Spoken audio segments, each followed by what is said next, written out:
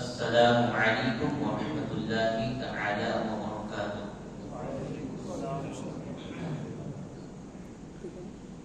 الحمد لله الذي نور قلوب العارفين بسراج الهداية والفرقان، والصلاة والسلام على سيد الإنس والجان وعلى آله وأصحابه الكرام، أما بعد، قال الله تبارك وتعالى في القرآن العظيم والفرقان الحميد: أعوذ بالله من الشيطان الرجيم، بسم الله الرحمن الرحيم، فصل لربك وانحر. آمنت بالله صدق الله المولانا العظيم وبلغنا على رسوله الكريم. مولاي صل وسلم دائما أبدا على حبيبك خير الخلق كلهم محمد سيد الكونين والثقلين والفريقين من عرب ومن عجم، منزه عن شريك في محاسنه، فجوهر الحسن فيه غير منقسم. يا رب بالمصطفى بلغ مقاصدنا واغفر لنا ما مضى يا واسع الكرم. آئیے سورۃ الکوثر کی بہت ہی مشہور اور معروف، آپ سبھی کو وہ آیت یاد بھی ہوگی، شاید ترجمہ بھی یاد ہوگا. اس پر کچھ روشنی ڈالنے سے پہلے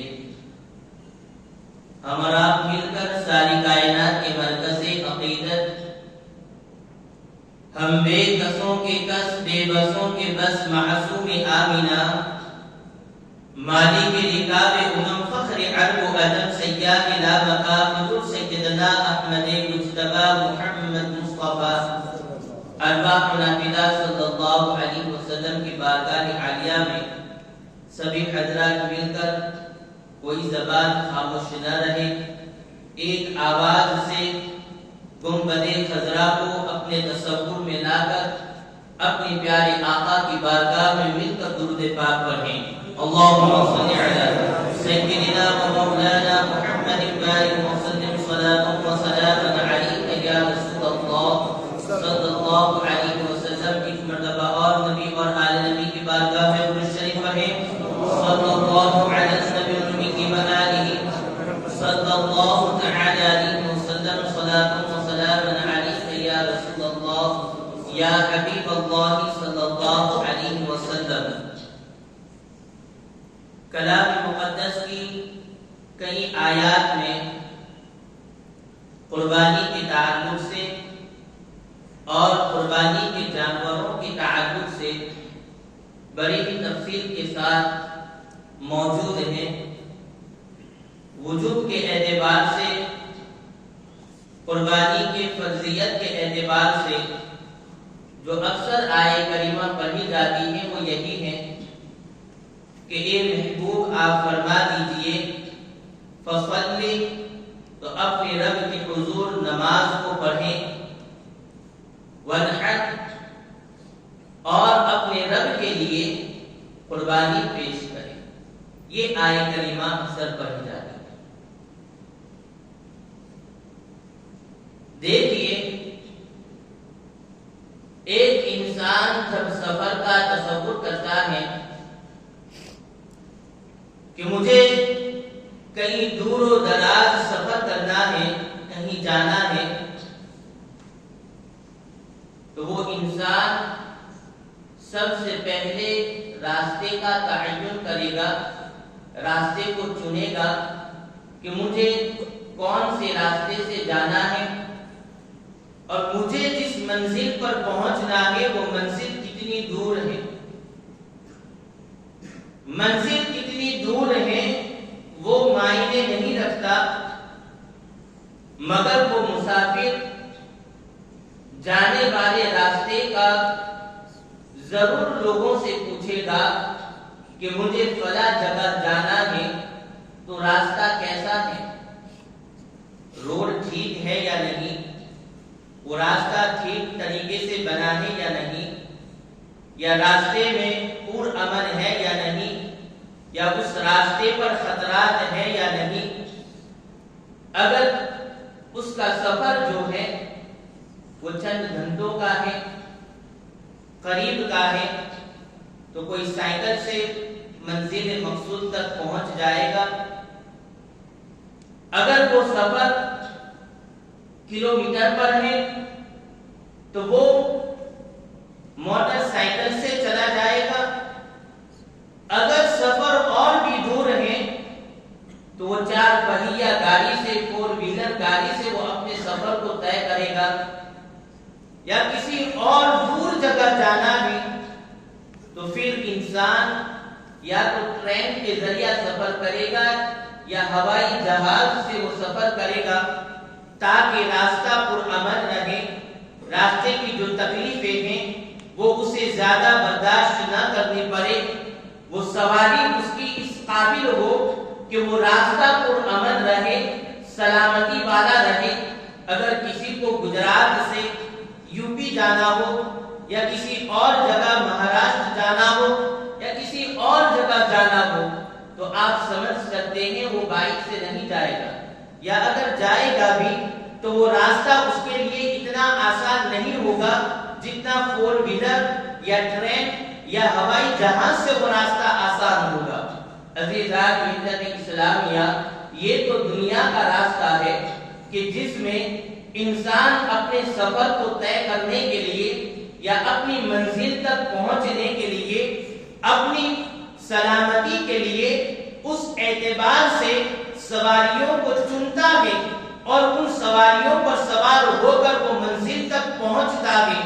ہم اور آپ الحمدللہ اہل سنت والجماعت ہیں، اور ہر سنی یہ چاہتا ہے کہ ہمارا جو مقصد ہے، ہماری جو آخرت کی منزل ہے وہ جہنم نہیں ہے، ہماری منزل مقصود جو ہے وہ جنت ہے۔ انشاءاللہ اللہ کے فضل سے، آقا کی شفاعت سے انشاءاللہ تعالی ہر سنی جنت میں جائے گا۔ مگر آپ دیکھیے کہ کیا جنت کا راستہ آسان ہے؟ کیا جنت میں جانا اتنا آسان ہے جو ہم نے سمجھ لیا ہے؟ یقیناً آقا دو عالم صلی اللہ علیہ وسلم بخاری شریف میں ارشاد فرماتے ہیں کہ جنت میں جانے کا جو راستہ ہے وہ ایک ہی راستہ ہے جس کو پل صراط کہتے ہیں، اور ہر ایک شخص کو اس پل صراط پہ سے گزرنا ہے۔ اب وہ جو پل صراط کا راستہ ہے وہ اگر کوئی عبور کر لے گا، کوئی پار کر لے گا، سلامتی کے ساتھ اس راستے سے چلا جائے گا تو وہ سیدھا جنت میں جائے گا۔ مگر ٹھیک وہ راستہ جو ہے وہ کس پر بنایا ہے؟ ممدود علی طرق جہنم، وہ پل صراط کا جو راستہ بنا ہوا ہے جس پہ سے ہر ایک کو گزرنا ہے، وہ پل صراط جو ہے وہ جہنم کے اوپر بنا ہوا ہے۔ آقا دو عالم صلی اللہ علیہ وسلم نے فرمایا پل صراط کا جو راستہ ہے وہ کتنا ڈینجر ہے، وہ کیسا ہے؟ حدیث پاک میں آیا ہے کہ وہ تلوار سے زیادہ تیز اور بال سے زیادہ باریک ہے، اور اس راستے کے ارد گرد جو ہے کناروں پر نوکیدار چیزیں بنی ہوئی ہیں۔ اس راستے سے ہم کو گزرنا ہے، اور اگر کوئی گزر گیا تو وہ جنت میں جائے گا۔ مگر وہ راستہ اگر کوئی پار نہ کر پایا، وہ راستہ صحیح طریقے سے اگر اس کی سواری اس کو صحیح نہیں ملی تو وہ اگر گر گیا تو سیدھا وہ جہنم میں گرے گا۔ اور وہ راستہ بھی کتنا ڈینجر ہے کہ بال سے زیادہ باریک، تلوار سے زیادہ تیز، اور اس کے اطراف میں گرد جو ہے وہ نوکیلے چیزیں بنی ہوئی ہیں۔ اب آپ سمجھ سکتے ہیں کہ وہ راستہ کتنا خطرناک ہے، کتنا ڈینجر ہے، اور کتنا آپ سمجھ سکتے ہیں کہ اس کو پار کرنے کے لیے ہمیں کتنی احتیاطیں برتنی ہوگی۔ آقا فرماتے ہیں کہ یاد رکھو یہ جنت کا ایک ہی راستہ ہے جس پر سے ہر ایک کو گزر کر جانا ہے، کسی کو چھٹکارا نہیں ہے، پل صراط پہ سے ہر ایک کو گزرنا ہے، اور اگر وہ آپ عبور کر لیں گے، پار کر لیں گے، تبھی آپ جنت میں جائیں گے۔ آپ سمجھتے ہوں گے کہ ہم یہاں پر کچھ کلومیٹر کا سفر کرنے کے لیے اچھی اچھی سواریوں میں چلے جاتے ہیں اور پہنچ جاتے ہیں، مگر آپ نے کبھی سوچا ہے کہ یہ پل صراط کا جو راستہ ہے بھلے ہی اتنا خطرناک ہے، مگر اس کی سواری کیا ہے، اور وہ سواری جس پر آپ سوار ہوں گے وہ آپ کو جنت میں کیسے پہنچائے گی؟ آقا عالم صلی اللہ علیہ وسلم فرماتے ہیں اقیموا ضحایاکم فإنها علی الصراط مطایاکم۔ دوسری حدیث پاک کے الفاظ ہیں سمنوا ضحایاکم فإنها علی الصراط مطایاکم۔ اے لوگوں، اپنی قربانی کے جانوروں کو خوب تازہ، خوب موٹا، خوب تندرست بناؤ۔ کیوں کہ یہ قربانی کے جانور جو ہے وہ تمہاری دنیا کی اوڈی وہاں پر کام نہیں آئے گی، مرسیڈیز وہاں پر کام نہیں آئے گی۔ یہ جو آپ نے چند ہزار روپیوں میں اپنی قربانی کے جانوروں کو خریدا، جو بہت تندرست ہے، جو بہت فربا ہے، جو بہت تازے ہے، وزن کے اعتبار سے بہت قیمتی ہے، پیسوں کے اعتبار سے بھی قیمتی ہے، تو یہ سواریاں جتنی مضبوط ہوگی، جتنی قیمتی ہوگی، آقا فرماتے ہیں یہی قربانی کے جانور جو ہیں وہ بروز قیامت جب لوگوں کو پل صراط سے گزرنا ہوگا، یہ قربانی کے جانور تمہاری سواریاں بن جائیں گی، اسی پر سوار ہو کر پھر آپ جنت میں جائیں گے۔ تو حضور نے فرمایا کہ اپنے قربانی کے جانوروں کو تندرست بناؤ، پیسوں کے اعتبار سے انہیں قیمتی خریدو، اور وزن کے اعتبار سے ان کو بڑھاؤ، اور تندرست جانوروں کی قربانی کرو۔ آج آپ دیکھیں لوگ پیسہ ہونے سے اپنی سیفٹی کے لیے کئی مہنگی مہنگی گاڑیاں، کوئی کمپنی یہ آفر کر رہی، کوئی کمپنی وہ آفر کر رہی ہے، کروڑوں کی گاڑیاں خریدتے ہیں، مگر کیا وہ اتنی گارنٹی دیتے ہیں کہ آپ اس گاڑی میں سوار ہوں گے چاہے کیسا ایکسیڈنٹ ہوگا آپ کو کچھ نہیں ہوگا؟ شاید 1 سال ہونے کو آیا ہے، وابی کے قریب ہائی وے پر، یہ نیشنل ہائی وے نمبر 8 پر مرسیڈیز کمپنی کی گاڑی تھی، تقریباً اس کی قیمت 35 کروڑ روپیہ تھی، اور ٹاٹا کمپنی کا CA جو تھا وہ اس میں سوار تھا۔ پل پہ سے وہ گاڑی گری اور وہ مر گیا۔ انہوں نے کیس بھی کیا کہ بھئی اتنی قیمتی ہم نے جب آپ کی گاڑی خریدی ہے جاپان پر تو اس میں سیفٹی کیا ہے۔ تو عزیزان ملت اسلامیہ، لوگ کروڑوں کی گاڑیاں خرید کر بھی اپنی جان کی حفاظت نہیں کر پاتے ہیں، مگر دیکھیں بروز قیامت جب کوئی کسی کا پرسان حال نہیں ہوگا، اور یہی پل صراط کا راستہ اتنا خطرناک ہے کہ لوگ کٹ کٹ کر جہنم میں گریں گے، مگر یاد رکھیں اسی جانور کو خلوص اور للہیت کے ساتھ اگر چند ہزار روپیوں میں آپ نے خرید کر اپنے رب کو راضی کرنے کے لیے اس کی راہ میں آپ نے قربانی کی ہوگی، تو وہ کروڑوں کی سواریاں اس دن کام نہیں آئے گی، مگر یہ چند ہزار روپیوں کی قربانی تمہیں پل صراط پر کام آئے گی، اور یہ سواریاں آپ کو قربانی کے جانور جنت میں لے کر جائیں گے۔ اسی لیے آقا عالم صلی اللہ علیہ وسلم نے فرمایا کہ اپنی قربانی کے جو جانور ہیں اقسموا ضحایاکم،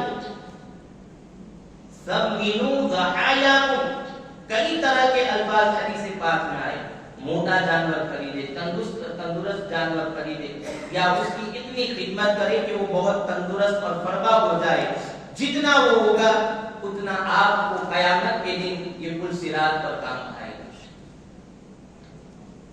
اور یہی نہیں، آقا عالم صلی اللہ علیہ وسلم نے اپنی اپنی صحابزادی خاتون جنت سیدہ کائنات فاطمہ الزہرا رضی اللہ تعالی عنہا سے فرمایا کہ اے فاطمہ اپنی قربانیاں خوش دلی سے کیا کرو، کیونکہ یہ قربانی کے جانور بروز قیامت تمہارے اور جہنم کے درمیان حجاب بن جائے گی، آر بن جائے گی۔ کیا مانا؟ اگر کوئی شخص ایسا ہو کہ اپنے گناہوں کی وجہ سے وہ جہنم کا حقدار ہوگا، فرشتے اس کو جہنم میں لے جا رہے ہوں گے، مگر اس نے یہ قربانیاں اللہ کی رضا کی خاطر خوش دلی سے کی ہوں گی، آقا فرماتے ہیں کہ یہ قربانی کے جانور تمہارے اور جہنم کے درمیان آر بن جائے گی، حجاب بن جائے گی، پردہ بن جائے گی، اور یہ قربانی کے جانور تمہیں جہنم میں نہیں جانے دیں گے۔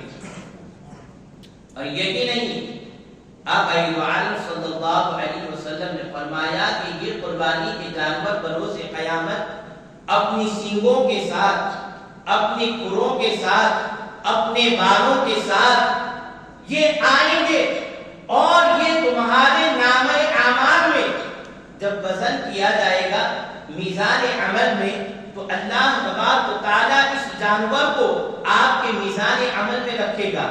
آپ دیکھیے کہ ہم جب قربانی کے دن جانور کو قربان کرتے ہیں، ذبح کرتے ہیں، تو ہم گوشت وغیرہ جو ہیں وہ تقسیم کرتے ہیں، کھاتے ہیں، مگر اس کے جو کھورے ہیں، اس کے بال ہیں، چمڑا ہے، اس کے سینگ ہیں، جو کچھ بھی ہے وہ ہم دفن کر دیتے ہیں، یا چمڑا وغیرہ کسی اور جگہ ثواب کی نیت سے ہم اداروں وغیرہ میں دے دیتے ہیں۔ بہرحال اس کو ہم استعمال نہیں کرتے ہیں، صرف گوشت کھاتے ہیں، مگر آقا فرماتے ہیں کہ یہ جانور قیامت کے دن تم نے تو ان چیزوں کو استعمال نہیں کیا اور وہ استعمال کی لائق چیزیں نہیں تھی، مگر پھر بھی اللہ تبارک و تعالیٰ اس جانور کو اسی طریقے سے لائے گا اور تمہارے نام اعمال میں میزان عمل میں رکھے گا۔ اور یہ نہیں کہ جس جانور کا وزن اگر 70 کلو تھا یا 100 کلو تھا یا 150 کلو تھا تو وہ میزان عمل میں اس کا وزن اتنا ہی رہے گا، نہیں، آقا فرماتے ہیں کہ اے میری بیٹی فاطمہ، جب یہ جانور بروز حشر جب آپ کے نام اعمال تولے جائیں گے تو میزان عمل میں جب اس جانور کو رکھا جائے گا، اللہ تبارک و تعالیٰ اس کو 70 یعنی 70 گنا بڑھا دے گا اور تمہیں اس کا فائدہ ہوگا۔ اب آپ سوچیں کہ یہ جانور جب آپ قربان کرتے ہیں تو دنیا میں بھی آپ کو فائدہ ہے۔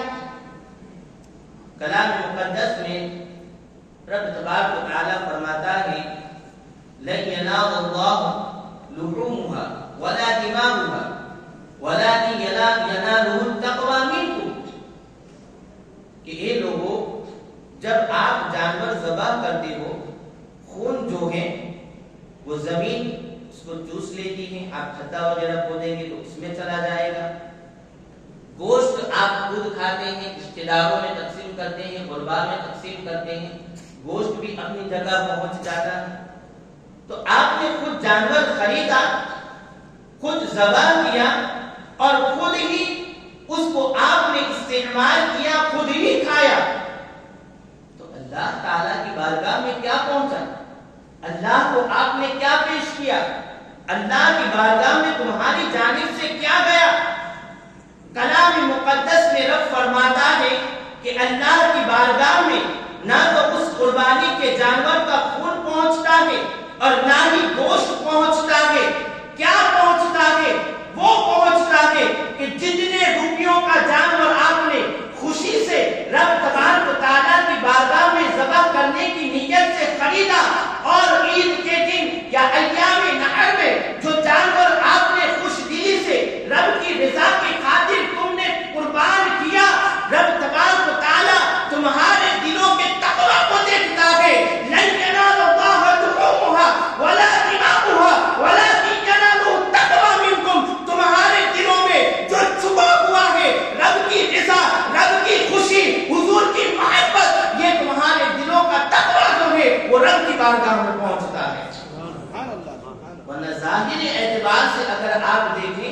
تو سب کچھ قربانی کا جو ہے وہ ہم خود استعمال کر لیتے ہیں.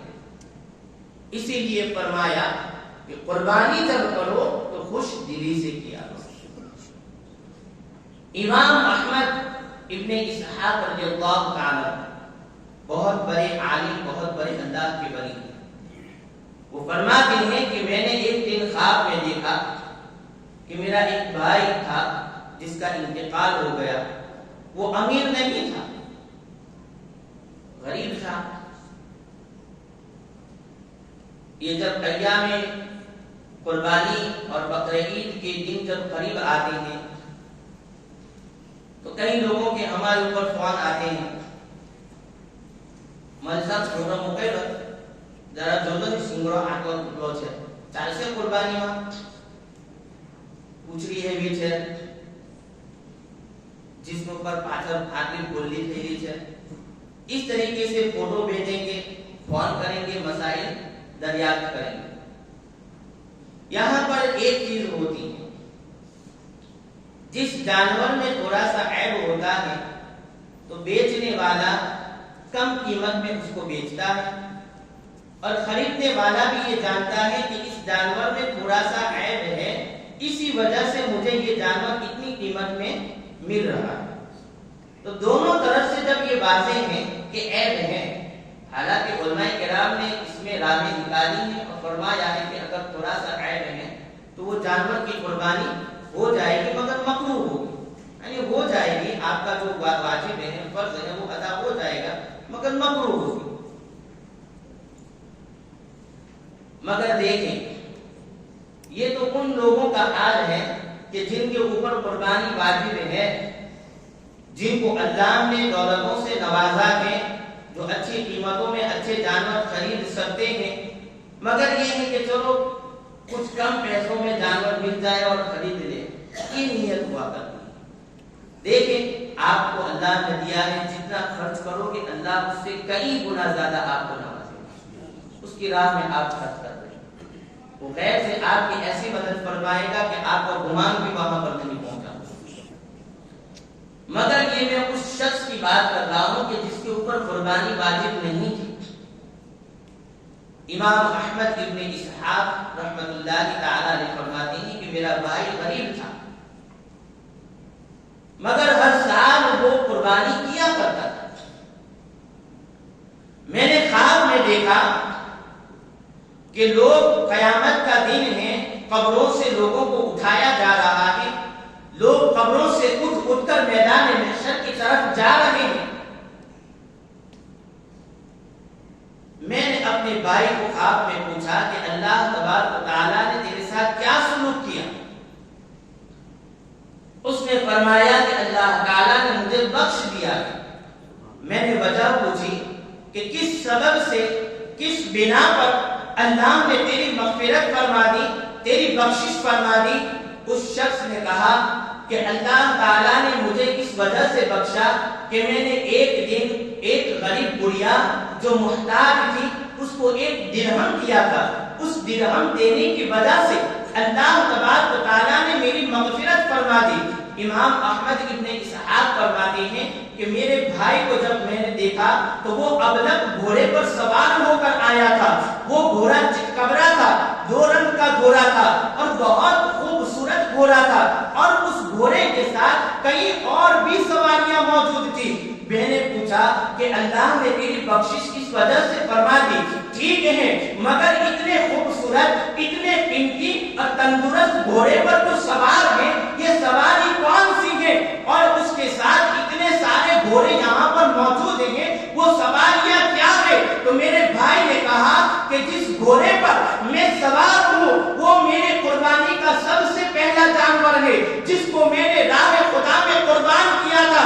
और ये जितने भी घोड़े तुम देख रहे हो ये वो सवारियां है कि जो हर साल में अल्लाह की बारगाह में जानवरों को कुर्बान करता था. अल्लाह ने उन जानवरों को इन सवारियों की शक्ल में मुझे अता फरमाया है. फिर मैंने पूछा कि अब कहां जा रहे हो? तो उसके भाई ने कहा कि अब मैं जन्नत की तरफ जा रहा हूं. तो वो तो नफ्ल कर रहे थे, वाजिब भी नहीं थी, مگر ایک شوق تھا، رب کو راضی کرنا تھا، تو انہوں نے رب کی بارگاہ میں قربانیاں پیش کرتے تھے. تو دیکھیں اللہ تبارک و تعالیٰ نے ان کو کتنا بہتر بدلہ عطا فرمایا. ضرورت الناصحین کی یہ روایت میں نے آپ کے سامنے سنائی. اور دیکھیں کہ رب تبارک و تعالیٰ کا امت محمدیہ پر کتنا بڑا کرم، بالائے کرم اور کتنا فضل ہے. حالانکہ قربانی یہ صرف امت محمدیہ پر واجب نہیں تھی، اگلی امتوں میں بھی اس کا رواج تھا. حضرت آدم علیہ السلام کے جو بیٹے ہوئے ان کے درمیان جو وہ جھگڑا ہوا تو اس کے لیے بھی حکم ہوا تھا کہ تم رب کی بارگاہ میں قربانی پیش کرو. تو اس وقت اگلی امتوں میں یہ تھا، بنی اسرائیل کے بھی قربانی کے واقعات موجود ہیں، حضرت موسیٰ علیہ السلام کے زمانے کے بھی واقعات موجود ہیں. مگر اس وقت کیا تھا؟ اس وقت قربانی کا طریقہ یہ تھا کہ تمہارا قربانی اگر کرنی ہے تو سب سے پہلے کسی بلند جگہ پر چلے جاؤ، پہاڑی پر جاؤ. وقت ہو گیا ہے، انشاءاللہ تعالی آئندہ جمعہ مبارکہ کو اسی موضوع پر کچھ گفتگو کی جائے گی، عید بھی ہو جائے گی. ایک آخری بات بطور نصیحت جو ہم نے اپنی آنکھوں سے دیکھا ہے آپ کو بتا کر میں رخصت ہوتا ہوں. قربانی کا جانور جب آپ ذبح کریں تو قرآن مجید میں اس کو اللہ کی نشانیوں میں سے ایک نشانی بیان کیا گیا. شعائر اللہ میں سے، اللہ کی نشانیوں میں سے ایک نشانی بیان. اس کی عزت، اس کی قدر اس جانور کی ہم پر کرنا واجب ہے. کیا ہے؟ ضروری. قصائی لوگ یا جو بھی جانور ذبح کرنے آتے ہیں تو وہ جانور تو ٹھیک ہے، اگر گرانا ہو رسی وغیرہ سے گراتے ہیں، وہ کوئی دوسرا طریقہ ہے ہی نہیں کہ اس کو آسانی کے ساتھ گرایا جائے. مگر گرانے کے بعد بھی ہم نے دیکھا کہ وہ جانور کو گھسیٹتے ہیں، جس کی وجہ سے اس کی چمڑی پر جو ہے وہ خون بھی کبھی کبھی نکل آتا ہے اور وہ جانور کو تکلیف ہوتی ہے. کھڈا وہاں کھودا ہوتا ہے، گراتے یہاں ہے، کھینچ کر اس کو وہاں تک لے جائیں گے. اب آپ سوچو کہ اس جانور کو کتنی تکلیف ہوگی. وہیں پہ ذبح کر دیں، خون تھوڑی دیر بعد سوکھ جائے گا، اس کو بھر لیں اور اس کھڈے میں پھر ڈال دیں. اس لیے احتیاط ضرور کریں. اللہ تعالیٰ ہم سب کو عمل کی توفیق عطا فرمائے کہ محمد سے وفا ہونے اور ہم تیرے ہیں یہ جہاں چیز نہیں کیا لوگوں قلم تیرے ہیں. محمد کی محبت دین حق کی شرط اول ہے، اگر اسی میں کچھ خامی سب کچھ نامکمل ہے. 25 تاریخ بروز اتوار مدرسے کا امتحان رکھا گیا ہے. تو کمیٹی کی جانب سے آپ تمام والیوں کو، جو بھی یہاں کے لوگ ہیں محلے والے یا جن کے بچے یہاں پڑھتے ہیں، تو آپ وہاں پر آ سکتے ہیں اور دیکھ سکتے ہیں اور حوصلہ افزائی آپ کریں. السلام علیکم ورحمۃ اللہ وبرکاتہ.